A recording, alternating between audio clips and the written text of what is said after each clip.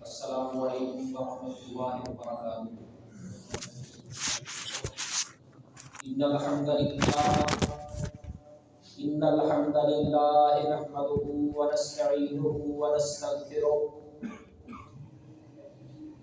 ونعوذ باللہ من شرور انفسنا وسیئات اعمالنا، من يهده الله فلا مضل له ومن يضلل فلا هادي له، أشهد أن لا إله إلا الله وأشهد أن محمدا عبده ورسوله،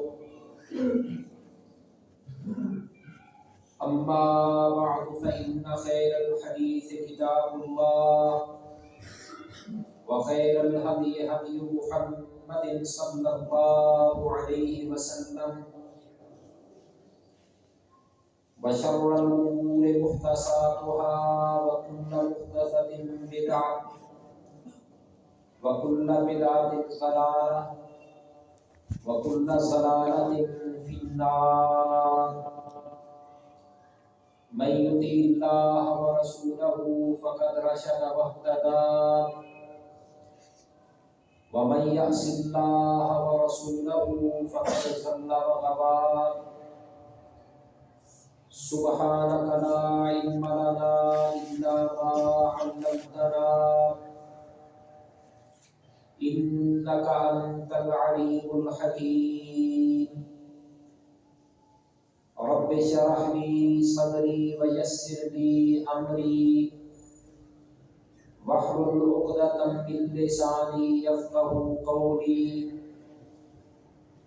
اللهم انفعنا بما علمتنا وعلمنا ما ينفعنا وزدنا علما۔ اللهم صل على محمد وعلى آل محمد كما صليت على إبراهيم وعلى آل إبراهيم إنك حميد مجيد۔ اللهم بارك على محمد وعلى آل محمد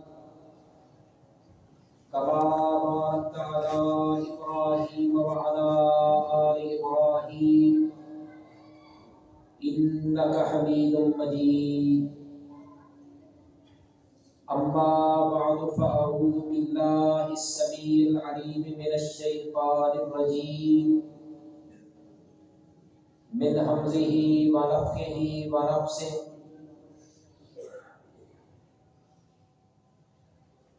شهر رمضان الذي أنزل فيه القرآن هدى للناس وبينات من الهدى والفرقان۔ وقال الله تبارك وتعالى: وَإِذَا سَأَلَكَ عِبَادِي عَنِّي فَإِنِّي قَرِيبٌ أُجِيبُ دَعْوَةَ الدَّاعِ إِذَا دَعَانِ فَلْيَسْتَجِيبُوا لِي وَلْيُؤْمِنُوا بِي لَعَلَّهُمْ يَرْشُدُونَ۔ وقال النبي صلى الله عليه وسلم: من صام رمضان إيمانا واحتسابا غفر له ما تقدم من ذنبه، ومن قام رمضان إيمانا واحتسابا غفر له ما تقدم من ذنبه، ومن قام ليلة القدر إيمانا واحتسابا غفر له ما تقدم من ذنبه۔ محترم اور معزز سامعین کرام،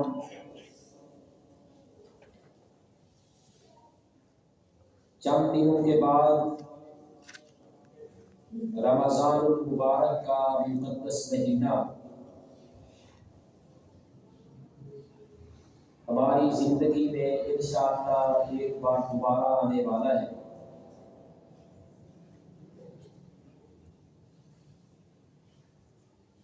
اور یہ مقدس مہینہ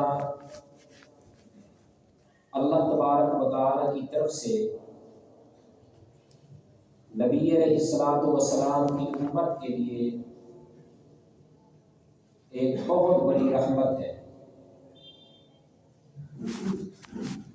اللہ تبارک و تعالیٰ کے وہ احسانات جن میں اللہ تبارک و تعالیٰ نے ہمیں اپنی رحمت کے بہت سارے مواقع عطا فرمائے، جن میں اللہ تعالیٰ کی رحمت اپنی وسعتوں پر ہوتی ہے۔ ان مواقع میں سے اللہ تبارک و تعالیٰ نے ہمیں ایک موقع یہ عطا فرمایا کہ اللہ تبارک و تعالیٰ نے ہمیں رمضان المبارک کا مہینہ عطا کیا، جس میں اللہ تبارک و تعالیٰ کی رحمت بڑی وسیع ہوتی ہے۔ اللہ تبارک و تعالیٰ کی رحمت اپنے عروج پر ہوتی ہے، تو یہ اللہ تبارک و تعالیٰ کا ہمارے اوپر ایک بہت بڑا انعام اور اکرام ہے۔ اس لیے ہمیں چاہیے کہ اس مہینے کے لیے بڑی بھرپور تیاری کریں کہ ہم نے اس مہینے میں، جو کہ یقیناً اور حقیقتاً نیکیوں کا موسم بہار ہے، اس مہینے میں ہم نے نیکیوں کو سمیٹنا ہے۔ اس مہینے میں ہم نے اللہ تبارک و تعالیٰ کی رحمتوں کو حاصل کرنا ہے۔ اس ماہ مقدس میں اللہ تبارک و تعالیٰ سے اپنے گناہوں کو بخشوانا ہے، اور اس بابرکت مہینے میں اللہ تبارک و تعالیٰ سے اجر عظیم حاصل کرنا ہے، اور اپنے آپ کو اللہ تبارک و تعالیٰ کی جنت کا مستحق بنانا ہے انشاءاللہ۔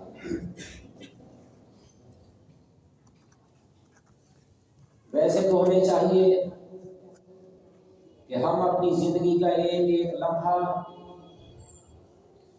ایک ایک دن، ایک ایک ہفتہ، ایک ایک مہینہ اور ایک ایک سال نبی علیہ الصلوۃ والسلام کی سنت کے مطابق گزارنے کی کوشش کریں،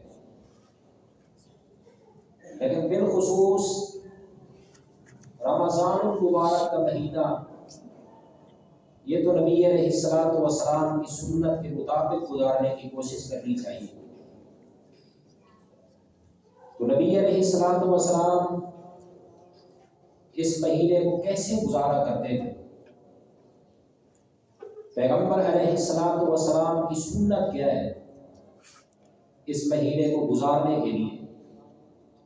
اس مہینے کے دن، راتیں، لیل و نہار نبی علیہ الصلوۃ والسلام کیسے گزارا کرتے تھے؟ تو ہمیں بھی چاہیے کہ ہم اس مہینے کو نبی علیہ الصلوۃ والسلام کی سنت کے مطابق گزاریں۔ ویسے تو جتنے بھی نیکی کے کام ہیں، ہمیں چاہیے کہ اس مہینے میں جتنے بھی نیکی کے کام ہیں انہیں کرنے کی کوشش کریں، اور ہر وہ کام جس سے اللہ تبارک و تعالیٰ نے اور اللہ کے پیغمبر نے ہمیں منع فرمایا ہے، اس کام سے اپنے آپ کو بچانے کی کوشش کریں۔ لیکن 4 کام یا 5 کام ایسے ہیں جن کا نبی علیہ الصلوۃ والسلام اس مہینے میں بہت زیادہ اہتمام کرتے تھے۔ اس میں سے سب سے پہلا کام، وہ پہلا کام تو ایسا ہے کہ وہ مستحب نہیں ہے بلکہ فرض ہے، اور وہ ہے رمضان المبارک کے روزے۔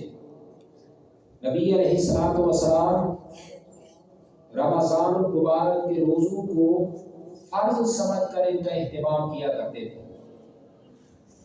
پورے مہینے کے نبی علیہ الصلوۃ والسلام روزے رکھتے تھے۔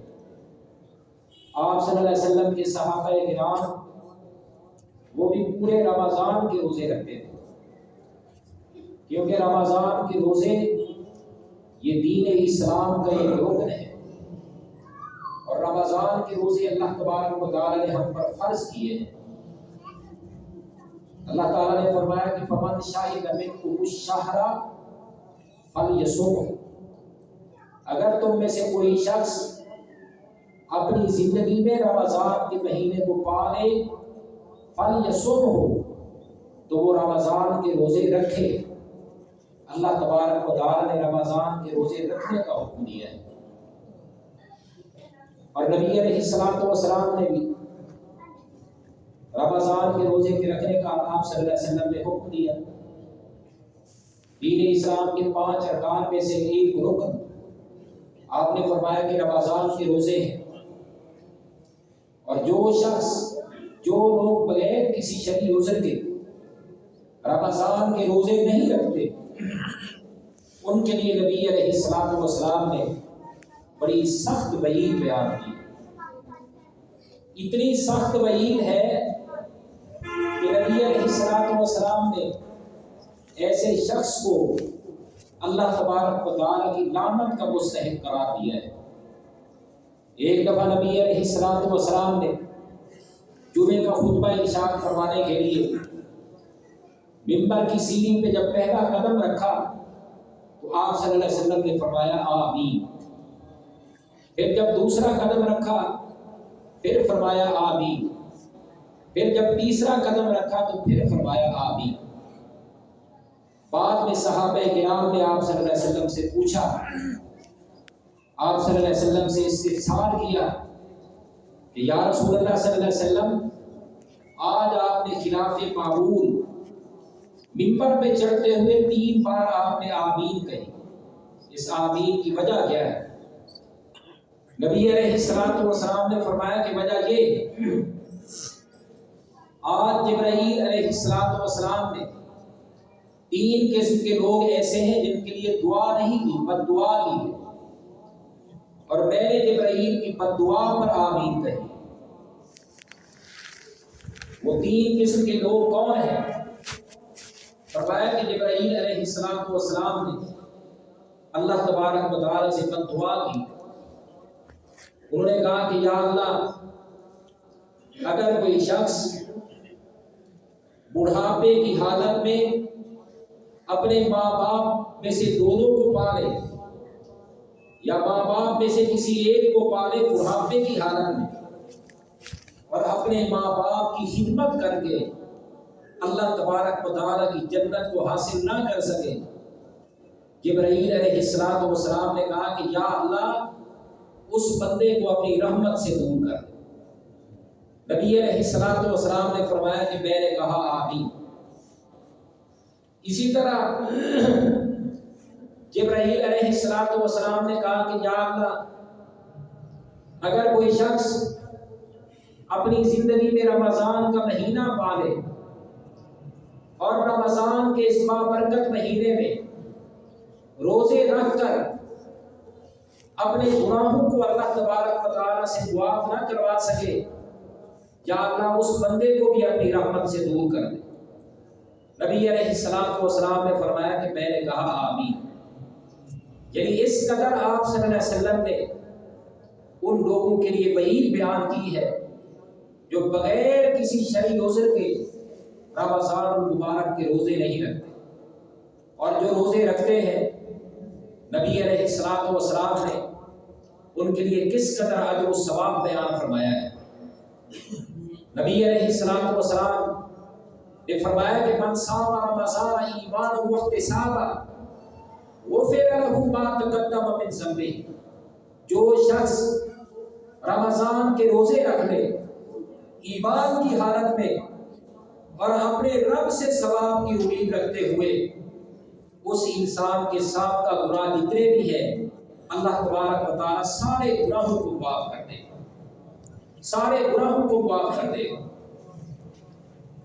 اسی طرح فرمایا کہ جو شخص رمضان کی راتوں کا قیام کر لے ایمان و احتسابا غفر له ما تقدم من ذنبہ، اس انسان کے بھی سابقہ گناہ جتنے ہیں اللہ سارے کے سارے معاف کر دے گا۔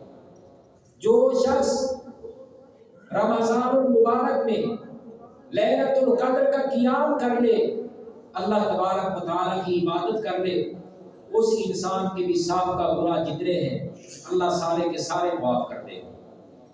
رمضان المبارک میں اللہ تبارک و تعالیٰ کی رحمت کتنی وسیع ہوتی ہے، اس کا اندازہ آپ اس بات سے لگائیں کہ نبی علیہ الصلوۃ والسلام نے فرمایا کہ رمضان المبارک میں جنت کے 8 دروازے کھول دیے جاتے ہیں، جنت کے تمام دروازے کھول دیے جاتے ہیں اور جہنم کے دروازوں کو بند کر دیا جاتا ہے، اور بڑے بڑے سرکش جو شیاطین ہیں انہیں رمضان المبارک میں قید کر دیا جاتا ہے.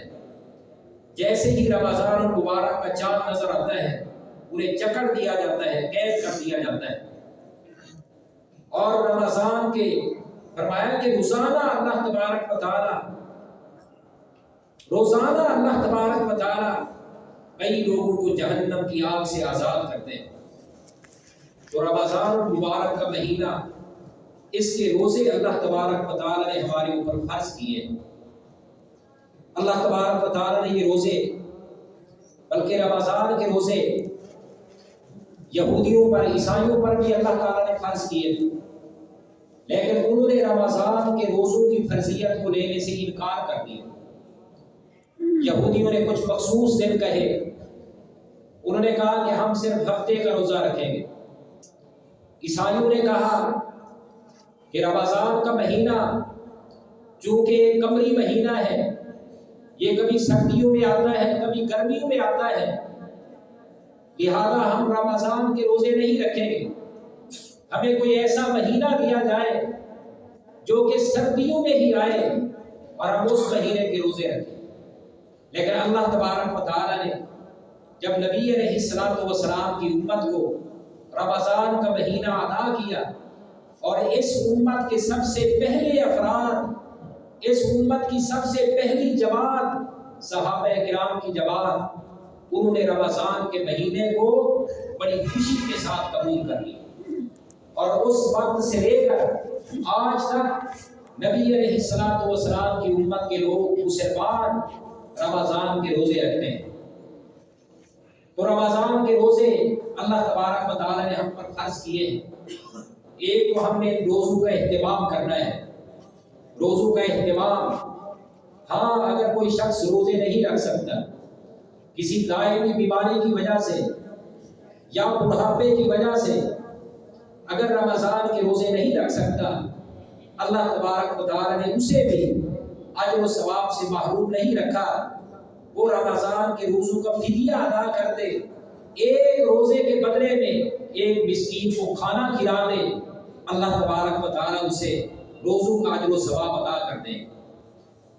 دوسرا کام کہ نبی علیہ الصلوۃ والسلام رمضان المبارک کے مہینے میں کثرت کے ساتھ قرآن مجید کی تلاوت کیا کرتے تھے، کیونکہ قرآن مجید کا رمضان کے ساتھ بڑا گہرا تعلق، بلکہ اللہ تبارک و تعالیٰ کی وحی کا رمضان کے ساتھ بڑا گہرا تعلق. بعض روایات کے مطابق اللہ تبارک و تعالیٰ نے ابراہیم علیہ السلام پر جو صحیفے نازل کیے یکم رمضان المبارک کی تاریخ، اور اللہ تبارک و تعالیٰ نے 6 رمضان کو تورات نازل کی حضرت موسیٰ علیہ السلام پر، اور 12 رمضان المبارک کو اللہ تبارک و تعالیٰ نے زبور نازل کی حضرت داؤد علیہ السلام پر، اور 18 رمضان المبارک کو اللہ تبارک و تعالیٰ نے انجیل عطا کی حضرت عیسیٰ علیہ السلام بعض روایات کے مطابق. اور قرآن کریم کی سب سے پہلی وحی جو کہ غار حرا میں نازل ہوئی نبی علیہ السلام پر، تو وہ بھی رمضان کا مہینہ. اقرأ باسم ربک الذی خلق الانسان من علق، یہ سب سے پہلی وحی 21 رمضان المبارک کو نازل، اور پورا قرآن مجید لوح محفوظ سے آسمان دنیا پر جو اللہ تبارک و تعالیٰ نے نازل کیا وہ لیلۃ القدر کی رات میں نازل کیا، جو کہ رمضان المبارک کے آخری عشرے میں. اس لیے میرے بھائیوں، قرآن کریم کا رمضان کے ساتھ اور رمضان کا قرآن کریم کے ساتھ ایک بڑا گہرا تعلق. یہی وجہ ہے کہ نبی علیہ الصلوۃ والسلام رمضان المبارک میں روزانہ جبرائیل علیہ الصلوۃ والسلام کے ساتھ قرآن مجید کے ایک پارے کا دور کیا کرتے تھے۔ نبی علیہ الصلوۃ والسلام حضرت جبرائیل کو سنایا کرتے تھے اور وہ آپ صلی اللہ علیہ وسلم کا قرآن مجید سنا کرتے تھے، یا وہ پڑھا کرتے اور نبی علیہ الصلوۃ والسلام ان سے سنا کرتے، حتیٰ کہ نبی علیہ الصلوۃ والسلام کی زندگی کا جو آخری رمضان تھا، 2 بار نبی علیہ الصلوۃ والسلام نے رمضان میں 2 بار حضرت جبرائیل کے ساتھ قرآن مجید کا دور کیا۔ اس سے معلوم ہوتا ہے کہ رمضان کا قرآن کے ساتھ اور قرآن کا رمضان کے ساتھ کتنا گہرا تعلق ہے۔ شہر رمضان الذی انزل فیہ القرآن، اللہ نے فرمایا کہ رمضان کا مہینہ وہ مہینہ ہے جس میں قرآن کریم نازل کیا ہے۔ اِنَّا أَنزَلْنَاهُ فِي لَيْلَةِ الْقَدْرِ، اللہ تعالیٰ نے فرمایا کہ ہم نے رمضان کو لیلۃ القدر کی رات میں نازل کیا۔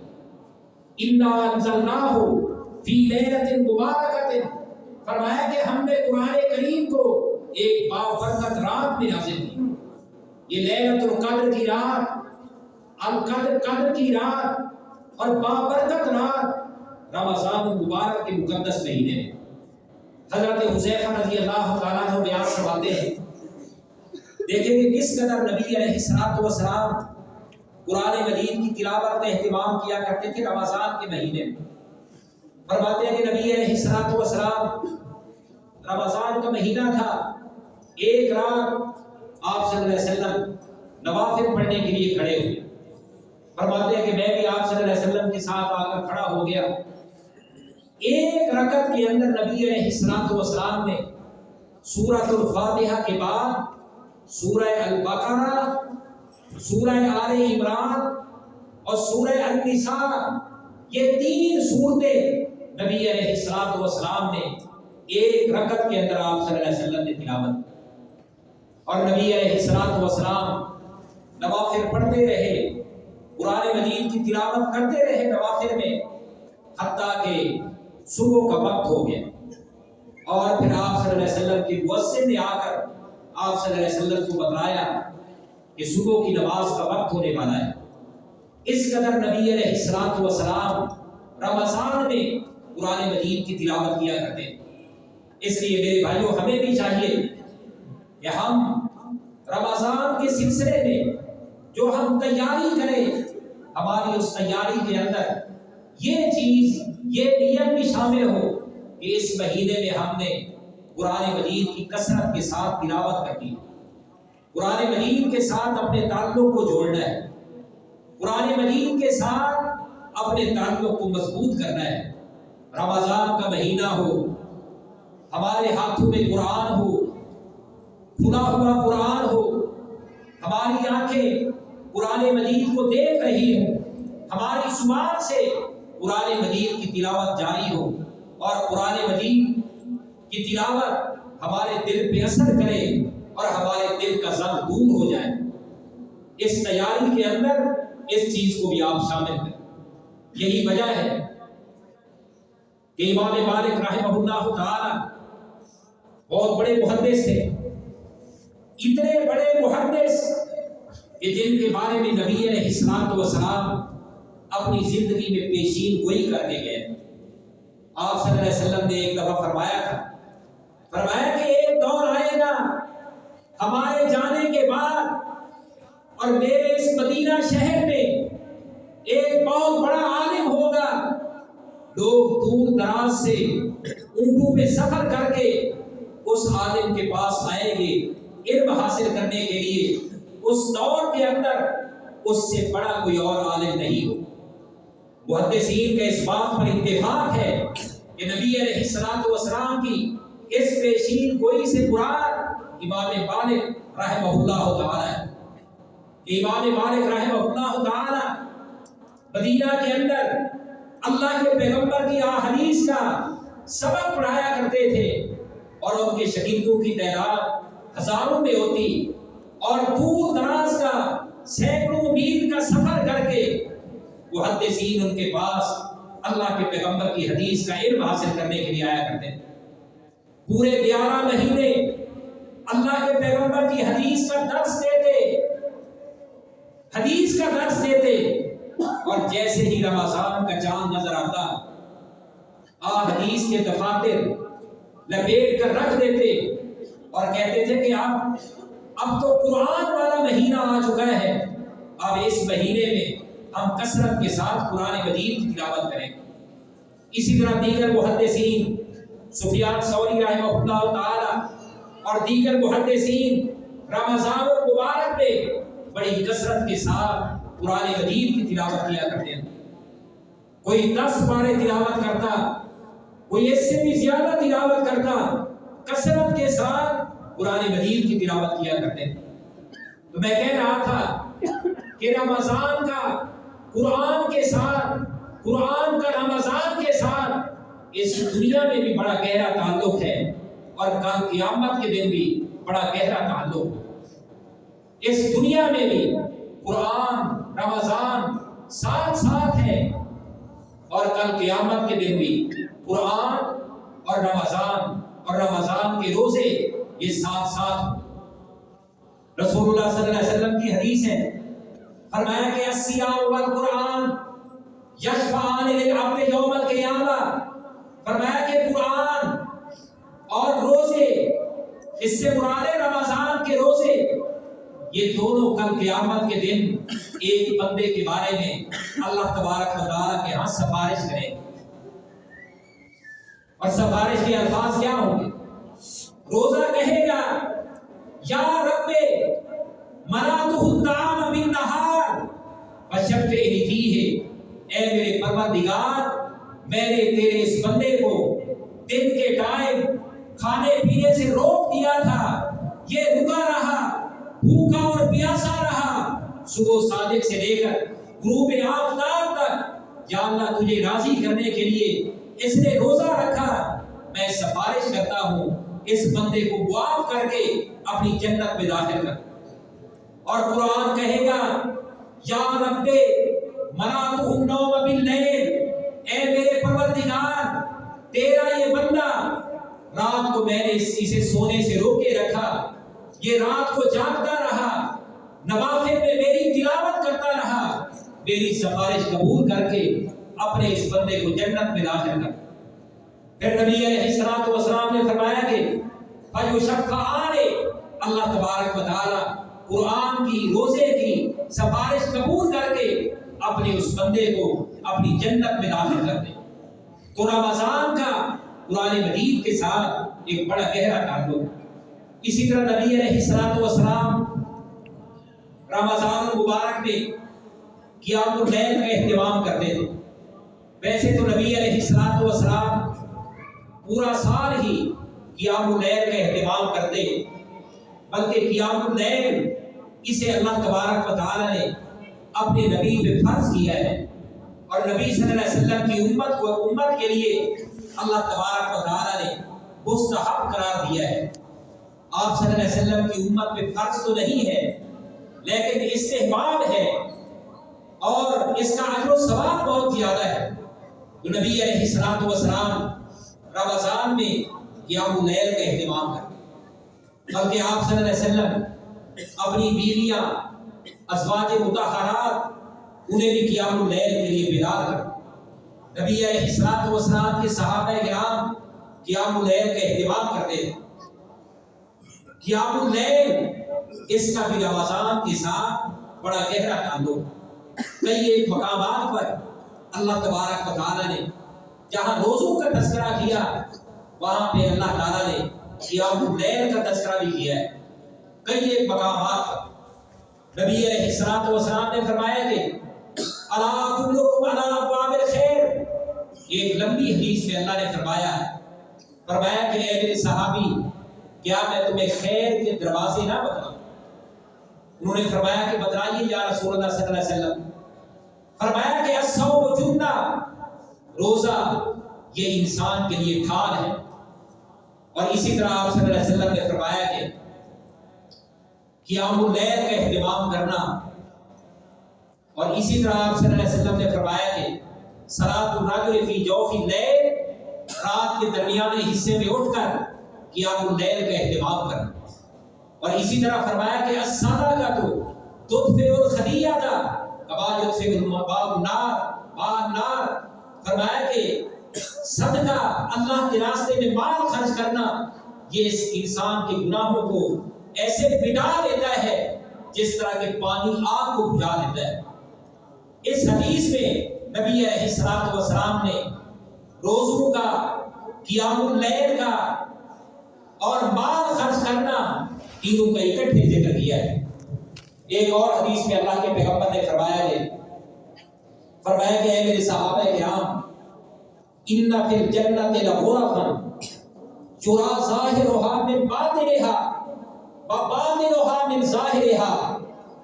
فرمایا کہ جنت کے اندر اللہ تبارک و تعالی نے کچھ 12 خانے تیار کیے، اونچے اونچے بہادار اللہ تعالی نے تیار کیے، اور وہ اتنے نفیس ہیں کہ اگر کوئی باہر کھڑا ہو اندر کا نظارہ اسے نظر آتا ہے، کوئی اندر کھڑا ہو تو باہر والا نظارہ دیکھ سکتا ہے.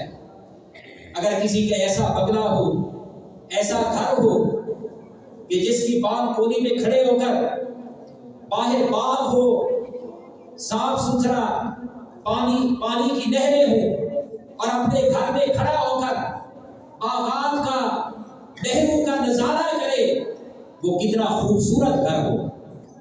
اور اگر کوئی شخص باہر کھڑا ہو اور گھر کے اندر والے حصے کا نظارہ کرے، وہ کتنا خوبصورت گھر ہو.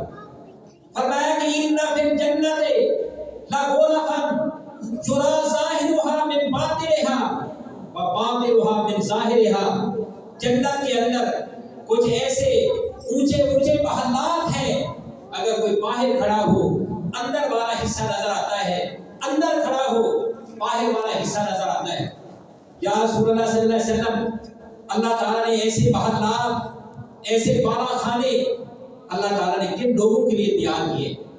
آپ صلی اللہ علیہ وسلم نے فرمایا کہ اعد اللہ لمن علان الکلام واطعم الطعام وتابع الصیام وصلی باللیل والناس نیام. فرمایا کہ وہ 12 خانے اللہ تعالیٰ نے ان لوگوں کے لیے تیار کیے ہیں جن کی زبان نرم ہو. سب سے پہلی شرط یہ ہے، روزوں کا تذکرہ بعد میں، قیام اللیل کا تذکرہ بعد میں، اللہ کے راستے میں مال خرچ کرنا اس کا تذکرہ بعد میں کیا ہے، لیکن اچھے اخلاق کا تذکرہ اللہ کے نبی نے پہلے کیا ہے. ایک شخص روزے بھی رکھتا ہو، فرضی روزوں کا اہتمام، نفلی روزوں کا اہتمام، فرضی نمازوں کا اہتمام، نفلی نمازوں کا اہتمام، فرضی زکوٰۃ کی ادائیگی، نفلی صدقہ اور خیرات کا اہتمام، لیکن اگر اس کا اخلاق اچھا نہ ہو، اس کی زبان کے اندر مٹھاس نہ ہو، اس کی زبان سے لوگوں کو تکلیف پہنچے، وہ جنت کے ان محلات کا حقدار نہیں ہے. سب سے پہلے فرمایا لمن علان الکلام. یا آپ صلی اللہ علیہ وسلم نے فرمایا کہ لمن اطاب الکلام، جس کی بات عمدہ ہو، جس کی زبان نرم ہو. اور دوسرا فرمایا کہ واطعم الطعام، لوگوں کو کھانا کھلائے، مساکین کو کھانا کھلائے، مسافروں کو کھانا کھلائے. اور تیسرا فرمایا کہ وتابع الصیام، لگاتار روزے رکھے، رمضان کے روزے، لگاتار روزے رکھے، پھر نفلی روزوں کا اہتمام کرے. وصلی باللیل والناس نیام، اور جب رات کو لوگ سو جائیں وہ کھڑے ہو کر اللہ تبارک و تعالیٰ کی عبادت کریں. اس لیے میرے بھائیوں، قیام اللیل کا اہتمام کرنا، اس کا بھی رمضان کے ساتھ بڑا گہرا تعلق ہے. بالخصوص امام کے پیچھے کھڑے ہو کر قیام اللیل کا اہتمام کریں. اس میں آپ کے 2 فائدے ہیں. نبی علیہ السلام کی 2 سنتوں پر آپ عمل کریں. ایک تو آپ صلی اللہ علیہ وسلم حضرت جبرائیل کو قرآن مجید سنایا کرتے تھے، یا حضرت جبرائیل پڑھا کرتے تھے اور اللہ کے پیغمبر سنا کرتے تھے. آپ صلی اللہ علیہ وسلم کی سنت پہ عمل ہو جائے گا۔ قاری صاحب قرآن مجید کا ایک پارہ، اللہ کے پیغمبر بھی حضرت جبرائیل کے ساتھ قرآن مجید کے ایک پارے کا روزانہ دور کیا کرتے تھے۔ ہمارا بھی اپنے قاری صاحب کے ساتھ قرآن مجید کے ایک پارے کا دور ہو جائے، اور دوسرا قیام اللیل کا اہتمام بھی ہو جائے۔ اس لیے بہتر یہ ہے کہ قاری صاحب کے پیچھے کھڑے ہو کر آپ قیام اللیل کا اہتمام کریں، اور باقی آپ صلی اللہ علیہ وسلم کی حدیث اس بارے میں بہت ساری موجود ہے، جس میں آپ نے فرمایا کہ جو شخص رمضان کی راتوں کا قیام کرے گا اس انسان کے سابقہ گناہ جتنے بھی ہیں اللہ سارے کے سارے معاف کر دے گا۔ چوتھا کام آپ صلی اللہ علیہ وسلم جو اس مہینے میں کیا کرتے تھے وہ ہے اللہ کے راستے میں کثرت کے ساتھ مال خرچ کرنا۔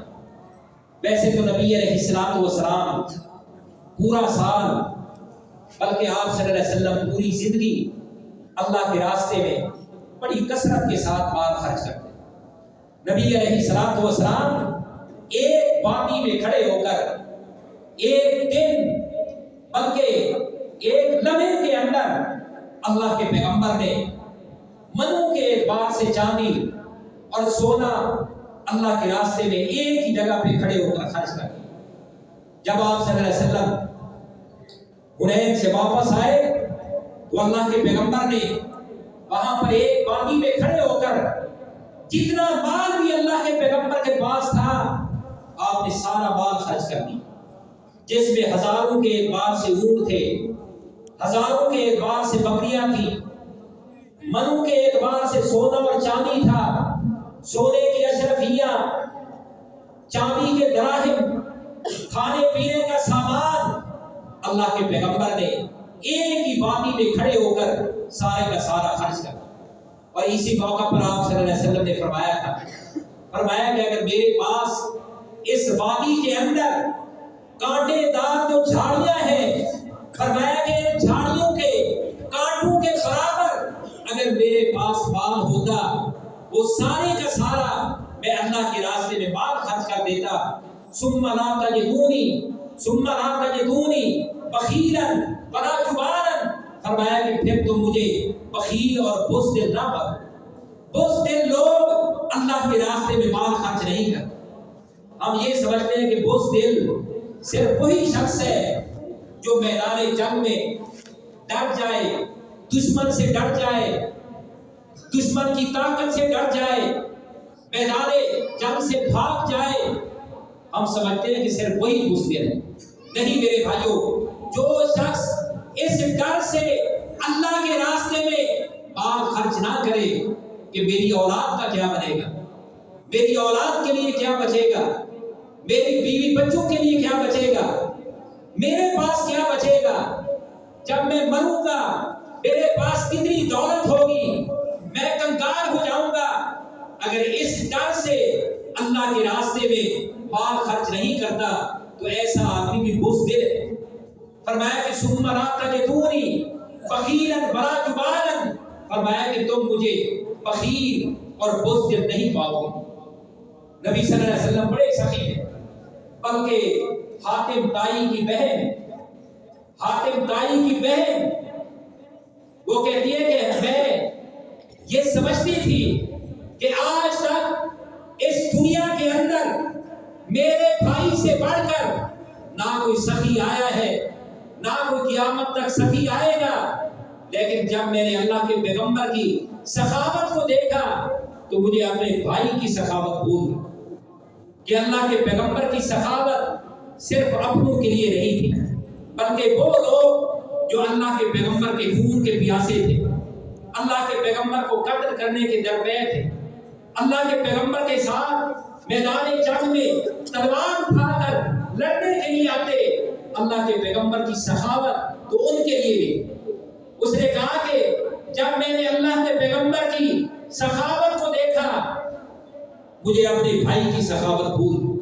اس لیے حضرت انس فرمایا کرتے تھے سب سے کانا احسن الناس واجود الناس واشجع الناس حضرت انس فرمایا کرتے تھے کہ سب سے زیادہ بہادر، سب سے زیادہ خوبصورت اور سب سے زیادہ سخی ہمارے پیغمبر محمد صلی اللہ علیہ وسلم کی ذات۔ آپ سے بڑھ کر ہم نے کوئی بہادر نہیں دیکھا، آپ سے بڑھ کر ہم نے کوئی حسین و جمیل نہیں دیکھا، اللہ کے پیغمبر سے بڑھ کر ہم نے کوئی سخی نہیں دیکھا۔ لیکن رمضان میں آپ کی سخاوت پہلے سے بھی زیادہ بڑھ جاتی، بلکہ جس ٹائم حضرت ابراہیم اللہ کے پیغمبر کے ساتھ آ کر قرآن مجید کا دور کرتے تو حضرت ابن